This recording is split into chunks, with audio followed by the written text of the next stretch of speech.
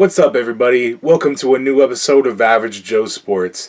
In today's episode, I'm going over UFC 268, giving you my fight predictions, how I think each person will win their bout, and a little bit about each person in the fight. So without further ado, let's get right into it. If you guys are new to the channel, please remember to hit that subscribe button, turn on all bell notifications so you never miss an episode of Average Joe Sports. Also remember to hit that like button, as it's the best way to help the channel grow and create a community full of sports lovers just like you. First fight I have picked out of the prelim card. It's a middleweight matchup between Edmond Shahbazian versus Nasardyne Amavov. Now I know I probably butchered that pronunciation, I'm sorry. These Russian names be a little wild sometimes. Shahbazian has a record of 11 wins, 2 losses, and Amavov has a record of 10 wins, 3 losses. Shahbazian's the number 11 ranked welterweight in the world right now, and also wins 82% of his bouts via TKO or knockout. He has an average fight time of 6 minutes to Amavov's nearly 13. Shahbazian also has the much unwanted stat that he gets hit more times per minute than he gives out. He lands about 3.36 punches per round, while he gets hit about 4.4 times per minute. Both of these fighters are very evenly matched, going from weight down to height, down to arm length, down to leg length, pretty much identical for each fighter. If you guys remember, Shahbazian was starting out red hot. I think he came to about 10-0. Then he lost a couple in a row, so this needs to be a prove-it-to-me fight.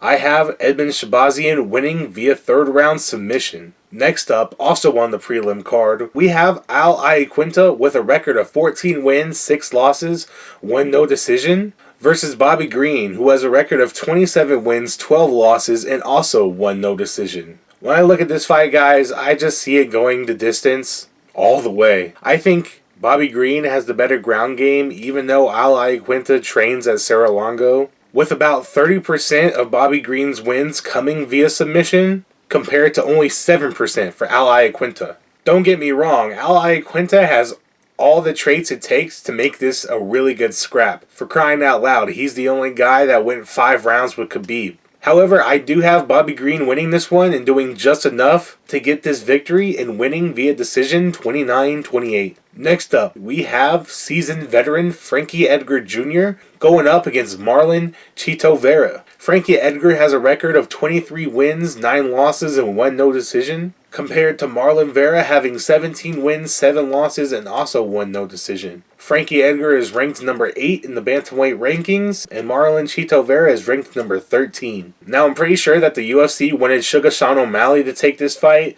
but Sugar Sean didn't want to fight in Madison Square Garden because of all the extra taxes that you have to pay in New York State. Also, his main coach, Tim Welsh, is doing some big BJJ tournament somewhere. I'm not exactly too sure where, but I'm pretty sure those were the reasons why he said he didn't want to fight on this November card. I think Frankie Edgar can really be a menace to Marlon Vera. The first round, I want him to feel where he's at, loosen him up with some leg kicks, find his range, do some dirty boxing, maybe get him against the cage, get a couple underhooks, maybe even get a takedown, and that's where Frankie Edgar is really dangerous. But yeah, he needs to get up in Marlon's grill, show him his power. Marlon Vera takes nearly double the amount of punches per minute that Frankie Edgar does, but can Frankie get this guy out of the way and go on one last push for a bantamweight title? I have Frankie Edgar Jr. winning this one via second round TKO. Next up at featherweight, we have Shane Burgos with a record of 13-3 going up against Billy Q, who has a record of 16-3. Don't blink when this bout is on, guys. I swear there's going to be some fireworks in it. Shane Burgos is coming off that weird knockout in which it was kind of a delayed reaction. If you remember right, I think he got hit with a leg kick, and he took a step back, and then really started wobbling, fell back, and of course the other guy just jumped on him, and it was over. It was a really weird and bad look. We don't ever want to see that happen again to him. And Billy Q is really underrated in my opinion. His ground game is some of the best. Burgos has over a 6-inch reach advantage, so how will he be able to deal with his range? Will he be able to keep Billy Q from maybe coming in and try to take him down? And both fighters have an extremely high work rate, landing over 7 punches per minute. And even though Billy Q has good takedowns, Shane Burgos might have even better takedown defense. I have Shane Burgos winning this one via first round knockout. He's going to catch him with something real nice. Next up, we have probably the people's main event. If the co-main and main weren't good enough for you, then this one will definitely settle that appetite that you have for just bloodthirstiness. Expect this one to end in a bad way for one of these two fighters. We have Justin Gaichi with a record of 23 wins, 2 losses versus Mike Chandler, who has a record of 22 wins, 6 losses. Now, Justin Gaichi, he's the number 2 ranked lightweight, and Michael Chandler, he's the number 4 ranked lightweight. Both of these fighters are coming off tough losses for championship belts. Of course, the last time we saw Justin Gaichi was a long time ago, over a year now, when he lost to Khabib in Abu Dhabi. After that, Khabib retired, and we haven't seen Justin Gaichi since. And of course, we all know that Michael Chandler lost to Dubronk's Mr. Charles Oliveira himself in a very competitive match in which Michael Chandler could feel that he probably should have won the belt. And if Oliveira didn't switch his positions the way he did, the ref probably would have called it off in another 2-3 seconds. That's how close Michael Chandler was to becoming champion in the UFC. Both of these guys have iron chins. Pun intended. Of course, Michael Chandler's nickname being Iron Mike Chandler. I think a lot of people have put in some disrespect on Gaichi's name. Now, he hasn't been around for the last year, but this man only has 2 losses.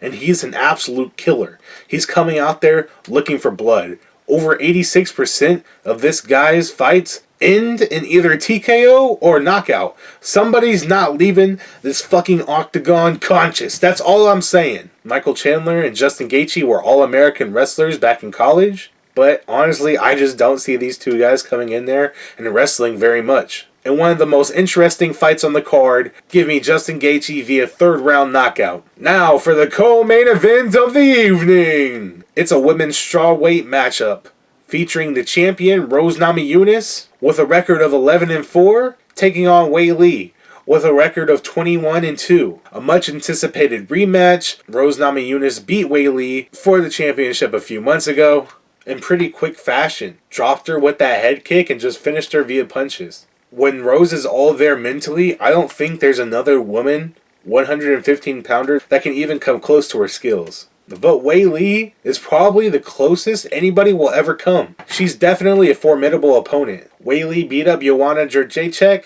and everybody remembers what Joanna looked like after that fight.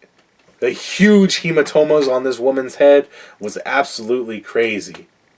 And now Joanna has her own problems with the UFC now. They took her completely out of the rankings, so I hope that we'll find out soon enough. But she says she only wants to fight for titles. If you're losing all those fights, why would they put you in another one? And of course, we all should know that Thug Rose beat Joanna twice. Once for the championship and once to defend it. So Joanna's on the outside looking in, and Thug Rose and Wei Li are at the top of the top. Also, both of these people can put each other out with just one punch or one kick. Thug Rose beat Wei Li and dropped her with a kick, and Wei Li beat up on Jessica Andrade in China in under 30 seconds. However, I do have Thug Rose winning this one via decision. 5 rounds of absolute war. That's what I'm hoping for. And finally, for the main event of the evening, it's a welterweight championship matchup. We have the champ Kamaru Usman with a record of 19-1 going up against Colby Covington with a record of 15-2. I'll just keep this one real short and sweet. Kamaru Usman is knocking this motherfucker's jaw the next week. He's breaking it again. He's whooping that ass. He's gonna make Colby Covington always have Nigerian nightmares when he sleeps. He's winning in the 4th round via knockout. And finally, there will be no more discussions. Kamaru Usman is the best 170-pounder there ever has been. And Kamaru Usman will be the best 170-pounder that there ever will be. Will he ever move up to 185 pounds? That seems to be the only thing left for him. Now I guess he's just going to have to keep on beating up these 170-pound guys, because Kamaru Usman has said as long as Izzy's the 185-pound champ, he's not going to fight him. Of course, they're well-known friends. Him, Francis Ngannou, and Israel Adesanya are always at events together, always been petitioning for UFC Africa. So whenever they say that they won't fight each other, I tend to believe that they're not. However, money talks. And if both fighters are guaranteed a certain amount, I'm sure that they'll put their friendship aside and figure out who the better man is. But until then, this has been another episode of Average Joe Sports. These were my UFC 268 predictions. If you haven't already, please remember to hit that subscribe button. Turn on all bell notifications so you never miss an episode of Average Joe Sports. Also, please remember to hit that like button, as it's the best way to help the channel grow and create a community full of sports lovers just like you. I'll be back with another episode soon, guys. Peace out.